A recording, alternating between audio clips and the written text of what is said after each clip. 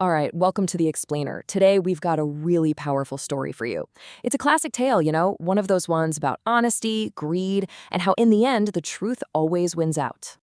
And this idea right here, this is really the heart of the whole story. It's the core belief of our main character, a poor but incredibly honest farmer named Danya. Okay, so let's start at the beginning. We're introduced to our hero, Danya. And really, this is a guy who's defined by just two things: his dedication to his family and his love for his land. So let's get a picture of Danya. I mean, this guy was the real deal. He's up before the sun, works his fields like they're the most important thing in the world. He lives in this simple little hut with his mom and his daughter, Gauri. And here's the key thing about him: he never, ever cut corners. His crops were pure, and everybody knew it. People respected him for it. He might not have had a lot of money, but his integrity, that was worth more than gold. That was his real wealth. But, of course, every good story needs a villain, right? And Danya's villain comes in the form of this wealthy and super greedy merchant named Lalachen Seth. And wow, these two guys could not be more different. It's like night and day. On one hand, you've got Danyal, earning respect because he's just a good, honest guy. And on the other, there's Lalachand, who's known for ripping people off and being deceitful. So what happens? Well, people start buying from Danyal instead. And for Lalachand, this wasn't just about losing money. Oh no, this was personal. It was a direct hit to his ego, and that just sparked this really dangerous jealousy. And this wasn't just some empty threat either.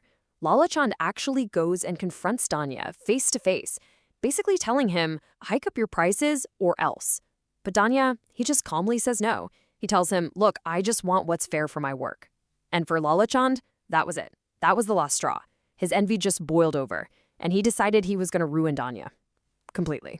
And man, things escalate fast. First, Lalachin goes after Danya's livelihood, his crops.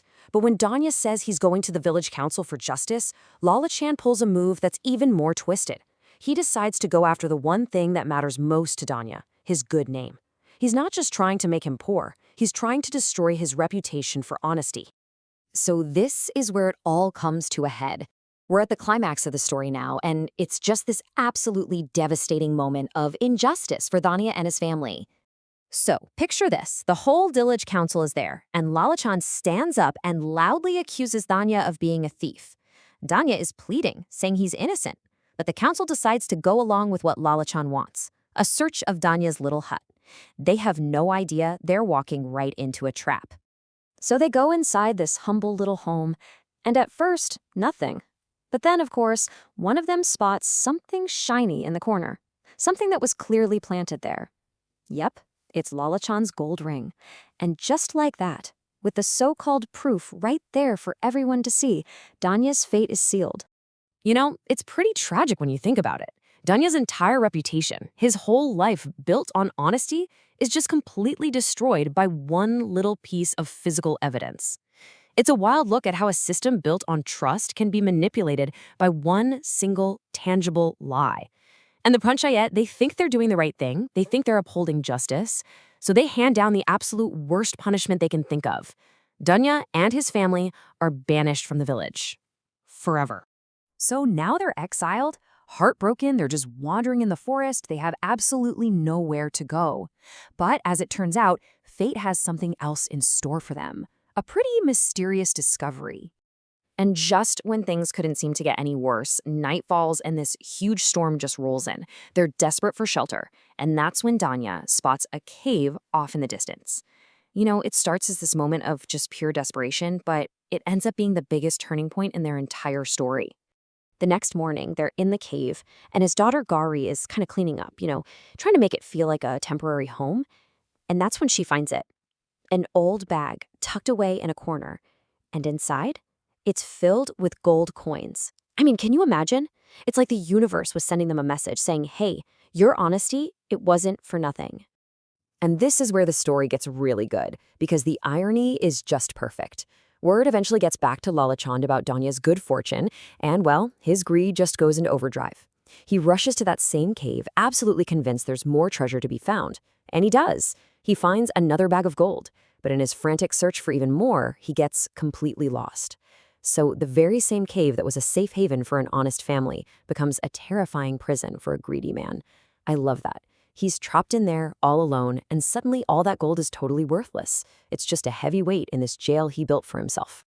Okay, so Lalachand has been forced to face his own greed, and the truth is finally starting to bubble to the surface. The story is now moving toward its final and very just resolution. So eventually, Lalachand manages to escape the cave, and his story, plus the guilt that the villagers have been feeling, well, it all comes out. The truth is finally revealed. The Panchayat realizes they made a huge, terrible mistake. So they travel to Danya's new home. And they're not just there to say sorry.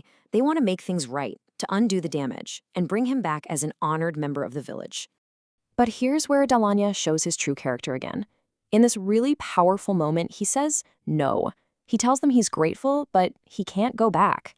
His loyalty, he says, is now with the people in this new place, the people who took him in when he had nothing.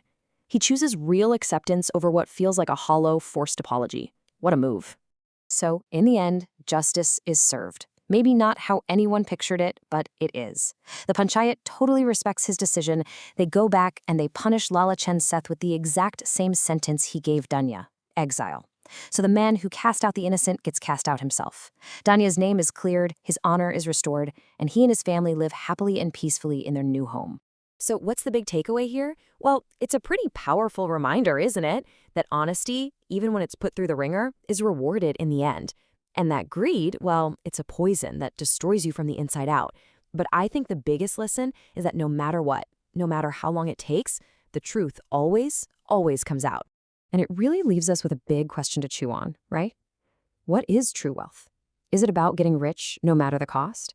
Or is it about the peace of mind, the respect, and the simple contentment that comes from just living an honest life? It's definitely something to think about. Thanks so much for joining me.